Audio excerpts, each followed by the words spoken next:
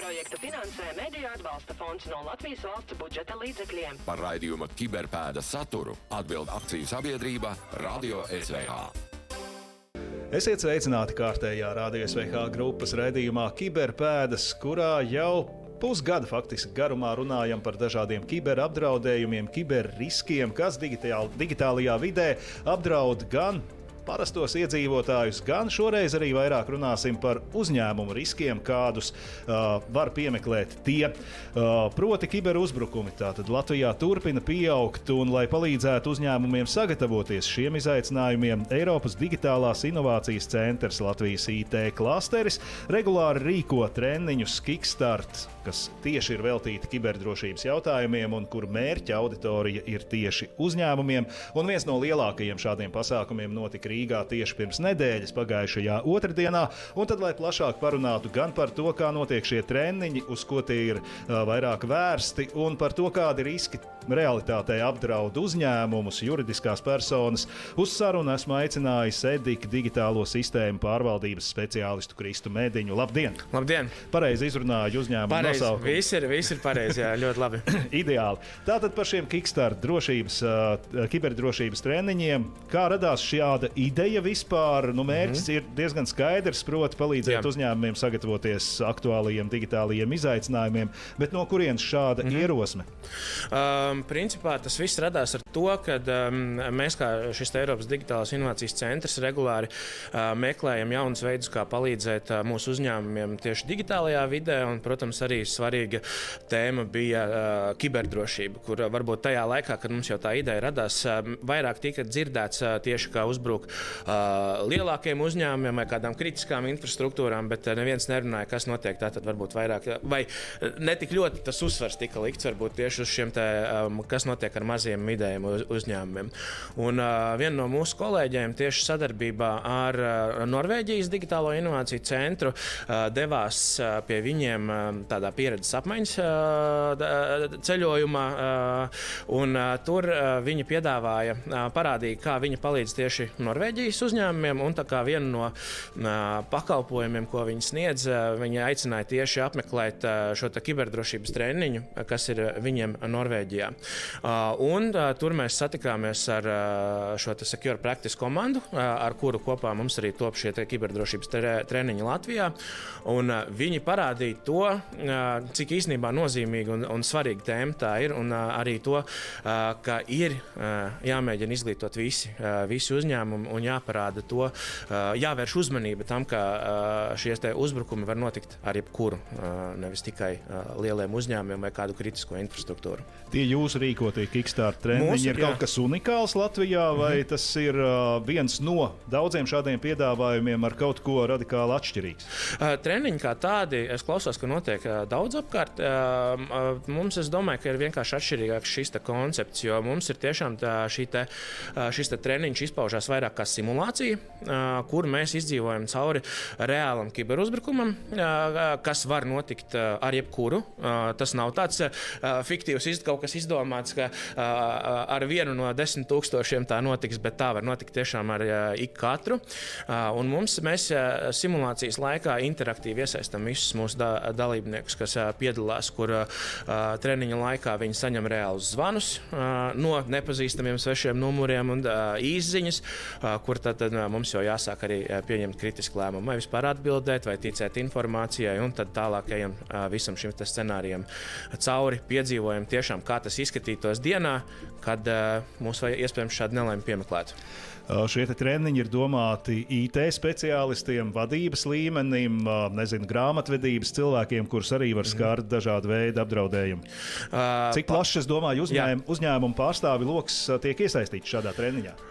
Šis ir ļoti labs jautājums, jo pēc idejas tas, ko mēs darām, mēs vienmēr aicinām, lai ir kāds no vadības pārstāvis, lai noteikti redz, iedziļinās vairāk šajā tēmā.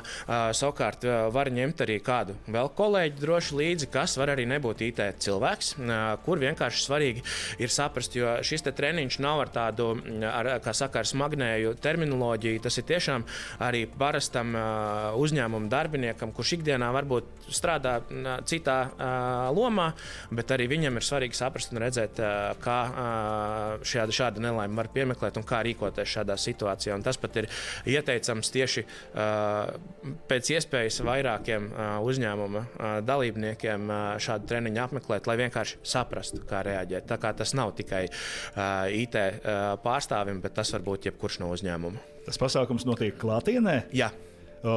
Tādā gadījumā tur vajag lielu, es nezinu, kādu centru, saņem reālus zvanus, jūs teicāt, vai ēpastus. Kā tas viss tiek uzbūvēts, šī simulācija? Jā, mums ir tātad sadarbībā ar šo te Norvēģu uzņēmumu Secure Practice ir viņu izstrādāta platforma, kur viņi nodrošina visu šo te treniņu laikā. Tātad gan mēs ejam cauri jautājumiem, kuriem kopīgi katrai situācijai saņemam atbildi un ejam uz priekšu ar tādu atbildi, kāda ir izvēlējušies lielākā daļa no visiem dalībniekiem, un attiecīgi šie te jautājumi, šīs te atbildes izmaina arī tālāko scenāriju, un šajā te platformā, tātad no šīs te platformas arī tiek nodrošināt visi pārējie gan zvani, gan ziņas, tas viss saņemās. Tā ir tāda, es teiktu, tāda ļoti, ļoti laba izstrādāta lieta, ar kuru mēs varam kopā novadīt šādus pasākumus. Par simulāciju, kāda konkrēta situācija tiek simulēta? Es saprotu, šobrīd tā ir viena, nav tur tā, ka izejot no vēlmēm, tās opcijas būtu dažādas, ko simulēt un kādas situācijas pārbaudīt. Jā, tieši tā. Šobrīd mēs strādājam vairāk ar vienu scenāriju. Tā ir, ar ko ir saskārušies arī Latvijas uzņēmumi, ļaunatūra, ko sauc par ransomware, jeb izspiedēju programmatūru, kuras laikā tiek nošifrēts, uzbrukuma laikā tātad tiek nošifrēts viens vai vairāki datori un tiek prasīta izspiešanas samaksa par datoru atbloķēšanu. Un tad ar šīm scenārijiem tātad mēs arī ejam cauri, kas var notikt, kā rīkoties situācijās, ko darīt un ko nedarīt. Cik ilgu laiku aizņem šāds viens pasākums? Tas ir vesela diena, vairākas dienas? Tieši kiberdrošības Kickstart treniņi, ja mēs skatāmies, tad pagājušajā nedēļā mēs uztaisījām tādā lielā mērogā, kur tātad mēs rezervējām visu dienu, bet tā regulāri veicot šos pasākumus, 3 stundu laikā mēs gan izdzīvojam šo simulāciju, gan arī jau ar mūsu sadarbības partneriem, kas mums ir pieaicināti pie šiem treniņiem, jau izrunājam vairāk tieši kiberhigiēnu, kā tad izvairīties, jo principā no visiem uzbrukumiem var vismaz 95–98% gadījumu izvairīties tikai tad, ja vienkārši ievērojam pareizu kiberhigiēnu. Katrs uzņēmums strādā kā komanda šajās mācībās, vai tur tiek dalītas lomas, lēmumu pieņemšana attiecīgi pa kompetencēm? Tas, kā tas notiek, mēs sapazīstinām kopā vairākus uzņēmumus. Mēs pie viena galda... Bēdu brāļus vai, teiksim, potenciālos apdraudējumus? Ne tikai bēdu brāļus. Ir tādi, kas nāk preventīvos nolūkos, lai vienkārši ar viņiem tā negadītos, bet jā, ir arī bēdu brāļi, kas var padalīties ar savām pieredzēm. Pa lielam, jā, mēs viņus sasēdinām 6 līdz 8 dalībniekus pie viena galda, kur viņi savā starpā iepazīstās, un tajā brīdī viņiem sevi jāuztver kā vienam kolektīvam, kurš kopīgiem spēkiem risina šo. Bet lomu sadalījums, ja mēs skatāmies, mēs parasti aicinam iedomāties cilvēkus, tie, kas apmeklē, lai viņi iedomājās, ka viņi ir paši savā lomā, tikai jaunā uzņēmumā, kur varbūt nav vēl iepazinuši līdz galam visus procesus, nezinu, kas un kā, un šādā veidā mēs viņiem lūdzam tā kā izmantot ne tikai vietālruņus kā palīgus šajos treniņos, bet arī izdomu nedaudz. Un tādā veidā, jā, mēs viņus aicinam izdzīvot šo situāciju, iedomājoties, kā tas būtu jaunā uzņēmumā esošiem pārstāvjiem. Jā, ja tas ir IT cilvēks, savukārt, kas ir atnācis, mēs viņus aicinam tieši iedomāties arī šādu te jaunu cilvēku ādā, kā tas būtu iziet cauri kā jaunam ko darīt šādās situācijās. Veciem bukiem ir viegli tā iejusties jaunā lomā? Grūtāk. Ir grūtāk, un tas ir saprotams, jo viņu pieredze tomēr ir nozīmīga šajos pasākumos. Un ir varbūt arī labi, jo viņi uzdod tādus pareizus, sāķīgus jautājumus, kas var būt noderīgi arī pārējai auditorijai. Tāpēc jā, tas ir, mēs pat aicinām arī, ka viņi nedaudz pastāst arī no savu profesionālās puses. Kāda ir interese no uzņēmuma puses un kas ir tie lielākie interesanti? Lieli uzņēmumi, mazi, tādi vidēji un varbūt pa kaut kādām jomām darbības arī ir izkristalizējies, kuri vairāk par sevi šādā ziņā rūpējas. Jomas īstenībā ir ļoti dažādas. Tur tiešām nav tādas vienas konkrētas, katrs nāk ar savu interesi. Ja mēs skatāmies no mērķa auditorijas, mēs vairāk mēģinām uzrunāt tieši mikro, mazos un vidējos uzņēmumus, jo šobrīd joprojām ir diezgan aktīvs vēl tas mīts, teiksim, kā ir, kas man maziņam, man neviens neko nedarīs, es nevienam neesmu interesants, bet tas ir tas, ko mēs gribam uzsvērt, ka šis mīts ir jāmet pie malas, tā noteikti nav, jo šie uzbrukumi vairs nav tikai speciāli pasūtīti vai tēmēti, bet viņi var būt arī robotizēti un automatizēti. Līdz ar to mēs mēģinām vērst uzmanību tieši mazajiem un mikro mazajiem idejiem, jo viņiem vai nu šādas te IT infrastruktūras uzņēmumā nemaz vēl nav, attiecīgi nav arī konkrēta plāna, kā rīkoties, ja kaut kas tāds notiktu. Savukārt ir arī vidējo uzņēmumi, kuri tikai ir attīstības procesā. Pie mums arī treniņos var pievienoties arī lielie uzņēmumi, bet viņiem mēs jau labi zinām, ka lielie uzņēmumi noteikti viņiem ir savas IT infrastruktūras, kur jau viņiem šī uzmanība ir mazāk vajadzīga vērsti tieši pie šīm situācijām. Savukārt lielie mūs izmanto apskatīt, kādu treniņu mēs piedāvājam, un ir jau arī pirmie, kas ir uzrunājuši, kas vēlas iekšienē šādi treniņus arī veikt savā uzņēmumā, lai palīdzētu sev apmācīt pārējos kolēģus. Jau gluži specifiskāk tīri savu uzņēmumu vajadzībām. Jā, tieši tā. Mums maza pauzīte raidījumā Kiberpēdas, pēc tam turpināsim sarunu ar Eiropas Digitālās inovācijas centra sistēmu pārvaldības speciālistu Kristu Mediņu, jau vairāk runājot par to, kas reāli apdraud uzņēmumus digitālajā vidē mūsdienās Latvijā, protams.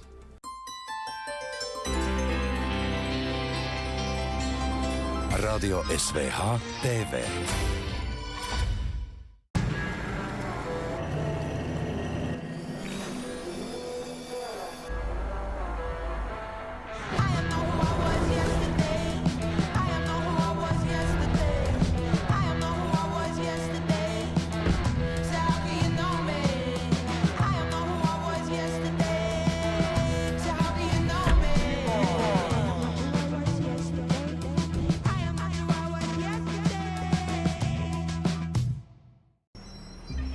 Atkal nopirkāt par daudz?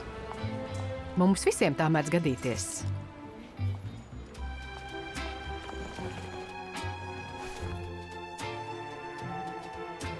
Varbūt tās ir atkal saules brilles, somas, cepures vai virssekas.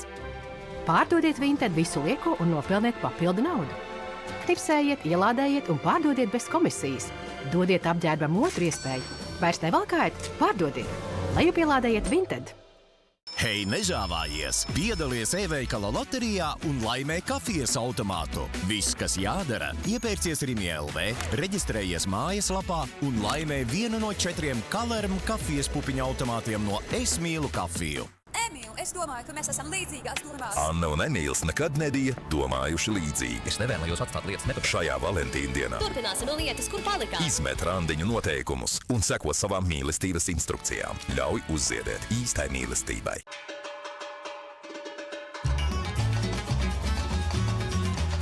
Laiks pacelt virtuvi jaunā līmenī.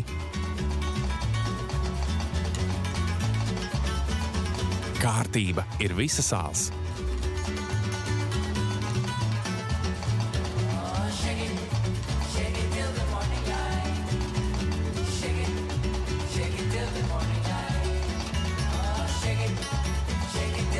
IKEA.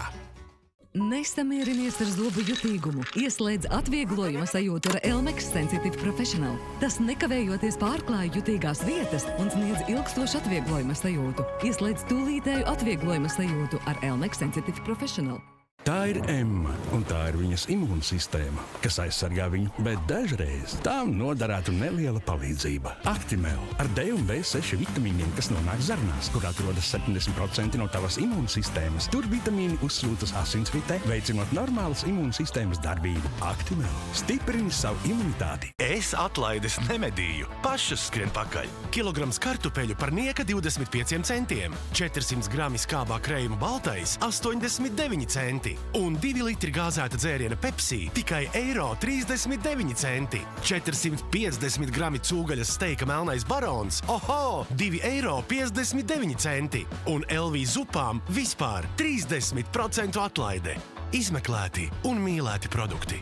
LV par savējiem.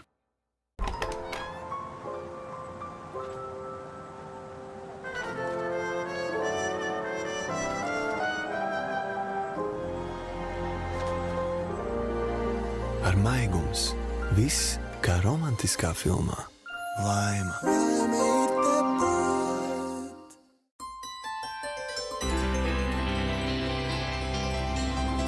Radio SVH TV. Internets piedāvā daudz iespēju, bet arī riskus, kurus jāprot atpazīt. Klausies par digitālo drošību vienkārši un saprotami. Kiberpēdas. Projektu finansē Mediju atbalsta fonds no Latvijas valsts budžeta līdzekļiem. Par raidījuma Kiberpēdas saturu atbild akciju sabiedrība Radio SVH. Turpinām raidījumu Kiberpēdas. Atgādinu, šodien runājam vairāk nevis par to, kas apdraud digitālajā vidē privātpersonas, par ko nereizi vien esam šajā raidījumā runājuši, bet šoreiz vairāk par uzņēmumiem un tieši šādu līmeni. Tur noteikti specifiskākas lietas nekā ikdienā katru no mums var piemeklēt un apdraudēt. Lai par šo visu plašāk runātu, atgādinu, studijā viesis Eiropas Digitālās inovācijas centra digitālo sistēmu pārvaldības speciālists Krists Mediņš.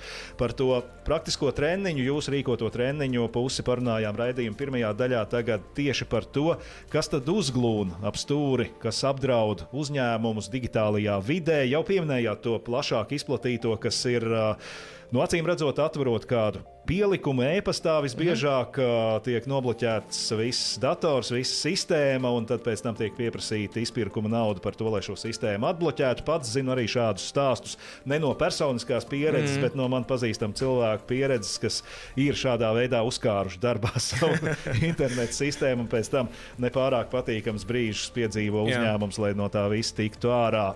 Kas vēl? Nu, principā lielākā daļa, uz kā tiešām šobrīd tie grābekļi, uz kuriem kāpj, ir šie te pikšķerēšanas e-pasti, no kā arī principā visi šie te lielākā daļa no uzbrukumiem arī sākās. Un tā lielākā problēma šobrīd ir tajā, ka varbūt mēs īsti nenovērtējam tās savas spējas atpazīt šos te draudus, jo viņi arī, un tur nevaram vainot cilvēku, jo viņi tiešām paliek arī advancētāki. Mākslīgais intelekts nāk tālāk. Tieši tā, mākslīgais intelekts nāk tālāk. Tieši iepriekšējā pēdējā treniņā, kur novadījām, pienāca pēc treniņa viens no dalībniekiem un teica, ka viņš bija grupā, kurš arī šādus treniņus vai līdzīgus regulāri veids, bet jau tādā advancētākā līmenī, un viņiem bija uzdevums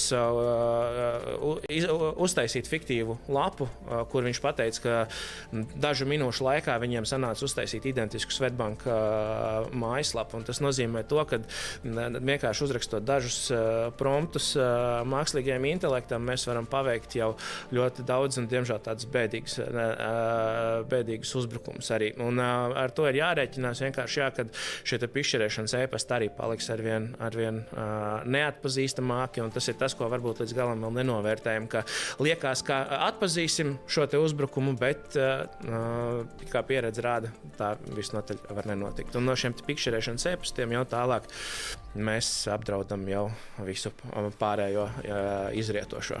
Bet ir jau joprojām ar visu to, ka uzbūvē ļoti līdzīgu vizuālu to visu pasākumu, bet ir jau tās sīkās lietas, kurām pievēršot uzmanību, tāpat var pateikt, ka tā e-pasta adrese būs varbūt arī līdzīga, mainot kādu vienu vai divus burtus, bet tomēr atšķirsies. Ļaunākajā un vienkāršākajā gadījumā viņa kardināli atšķirsies. Tur būs kaut kāds Gmails galā vai nezinu, Yahoo.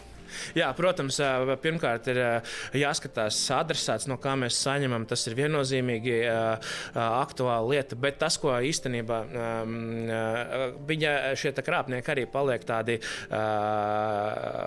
kā lai saka, viņiem iztēli ļoti labi darbojās. Viņi jau zina, kā viss izskatās, ka viņi .com var M burtu aizstāt R un N kopā saliekot, un tad izskatās, ka ir šis M burts galā vai kaut kur citur viņu vai Elektrum, es atceros, bija konkrēts piemērs piemērs Elektrun. Jā, tieši tāpat. tā. Bet noteikti, tāpēc vienmēr ir jābūt kritiski domājušiem, jāskatās, no kā mēs un kādu e-pastu mēs esam saņēmuši, un vai ikdienā no šī adresāta mēs saņemam informāciju vai nē. Protams, strādājot ar klientiem, tīpaši jauniem, šī pārbaude jau paliek nedaudz sarežģītāk, jo tad kritiski jāvērtē praktiski jebkurš e-pasts, ko saņemam, bet tad jau tiešām vienkārši jāskatās, kāds ir saturs, ko mēs saņemam un cik reāls tas tiešām var būt. Runājot šajā pašā raidījumā ar citiem viesiem, arī skarot tieši uzņēmumu problemātiku, viens no tādiem arī apdraudējumiem, laikam saistībā tieši ar to pašu pikšķerēšanu, kad iegūst uzņēmuma datus un pēc tam jau sūta reālus maksājumu pieprasījumus, maksājumu uzdevumus uzņēmumam, kur it kā šķiet, ka tiešām tev pieprasa tas klients, un īpaši, ja tas apgrozījums ir gana liels un tu nespēj izsekot katram maksājumu pieprasījumam, tad vienkārši tiek pārskaitīta nauda patiesībā krāpniekiem, nevis taviem klientiem vai biznesa partneriem. Jā, tas ir viens, kad var saņemt šādus, un to var arī uzreiz tiešām nenofiksēt, jo tā var gadīties, ka netīšām uzkrītam uz šī pikšķerēšanas gadījumu, un tad jau tālāk mūsu datus izmanto, lai no mums pašiem izvilinātu naudu. Un tā nākamā lielā problēma ir tāda, ka iegūstot šos uzņēmuma datus, pastāv iespēja, ka jūsu uzņēmuma vārdā kāds sāk bojāt jūsu uzņēmuma reputāciju un sāk pieprasīt maksājumus arī no citiem, kas potenciāli ir jūsu klienti. Viņi to izmanto vienkārši kā uzbrukumu jau nākamajam solim tālāk. Es tā saprotu, jau minējāt arī raidījuma pirmajā daļā, ka automatizēti šie uzbrukumi lielā mērā notiek. Līdz ar to visticamāk par nozarēm kādu statistiku, kas vairāk apdraudētas, grūti ir izvilkt. Ir grūti izvilkt. Tas, ko noteikti ir jāņem vērā, to, ka vienmēr tie, kas ir lielie ražošanas uzņēmumi, tie būs interesanti tieši mērķētiem uzbrukumiem. Savukārt, pārējie visi, kas ir mazie vidējie, lielākā iespēja, ka viņiem šis uzbrukums notiks robotizēti vai automatizēti, kur cilvēks tieši konkrēti nesēdēs un negaidīs, ka tieši jūs atvērsiet šo bīstamo e-pastu, bet viņš pārdarītājs otrā pusē ir izsūtījis vairākus simtiem tūkstošu šādus e-pastus, un tad gaida vienkārši, kamēr kāds uzķersies. Tā kā tāda konkrēta nozare pasargāta nav neviena. Līdzīgi acīm redzot, kā arī cilvēki ikdienā, jebkurš var tikt uzrunāts, neatkarīgi no tā, vai tu vispār esi potenciāls upuris vai nē. Es vienkārši izsūtu masveidā.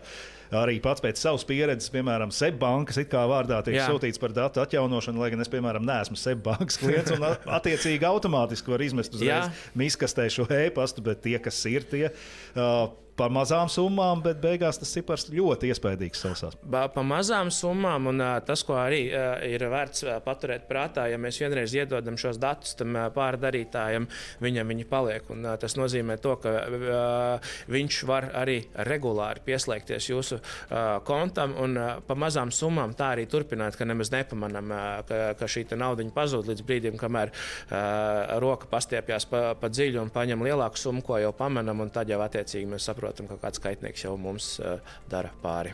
Raidījuma izskaņā jāparunā arī par to, kā praksē uzņēmumiem pašiem sevi pasargāt. Ja, piemēram, 3 soļus būtiskākos jūs varētu nosaukt, kas uzņēmumiem ir jāņem vērā, kā jārīkojas, lai maksimāli sevi pasargātu.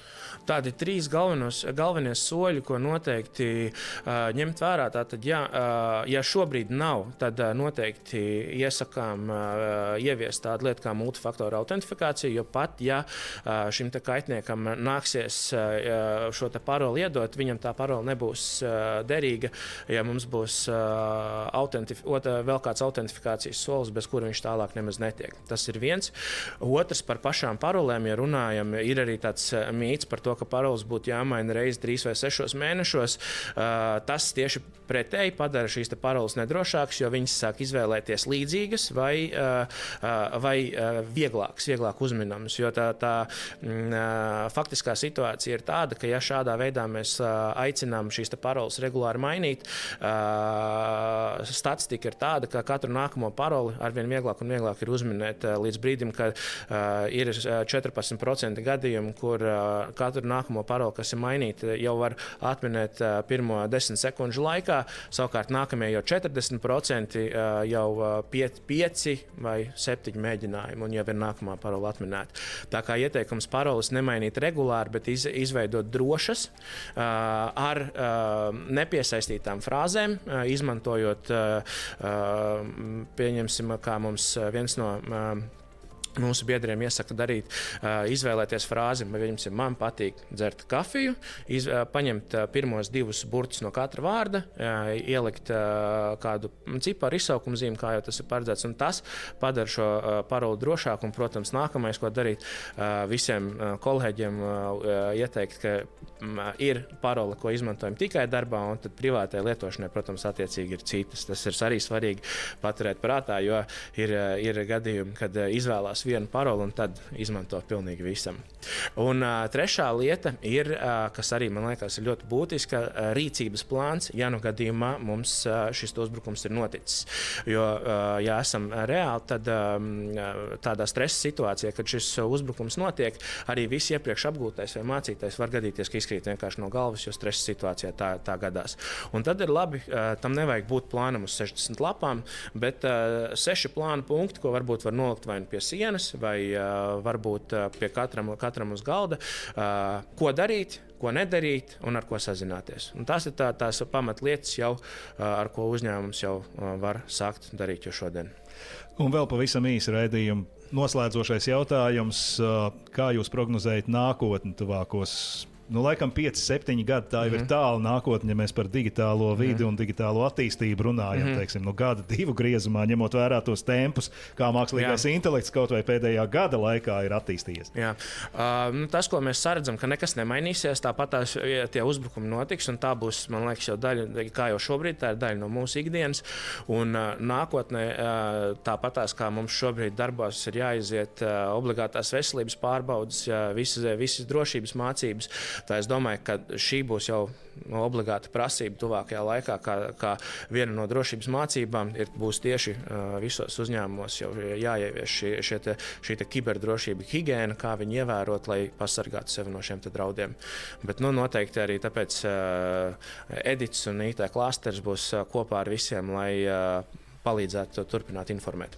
Jā, līdzīgi kā personīgā higiēna, acīm redzot, arī digitālā higiēna būs neatņemama gan katra cilvēka, gan arī uzņēmuma sastāvdaļa to starpā. Liels paldies Eiropas Digitālās inovācijas centra pārstāvim, digitālo sistēmu pārvaldības speciālistam Kristam Mediņam, kā atnācāt. Es ļoti ceru, ka viss kaut ko interesantu un paliekošu uzņēmumiem, uzņēmējiem un arī uzņēmumu darbiniekiem izdevās saklausīt, sadzirdēt raidījumā Kiberpēdas. Protams, par to turpināsim runāt, par dažādiem apdraudējumiem, izaicinājumiem un, protams, arī par perspektīvām, kādas paver digitālā vide mūsdienās. Tā ka tiekamies raidījumā Kiberpēdas atkal pēc nedēļas, uz sadzirdēšanos, saredzēšanos tad. Internets piedāvā daudz iespēju, bet arī riskus, kurus jāprot atzīt. Klausies par digitālo drošību vienkārši un saprotami. Kiberpēdas! Projektu finansē Mediju atbalsta fonds no Latvijas valsts budžeta līdzekļiem. Par raidījuma Kiberpēdas saturu atbild akciju sabiedrība Radio SVH.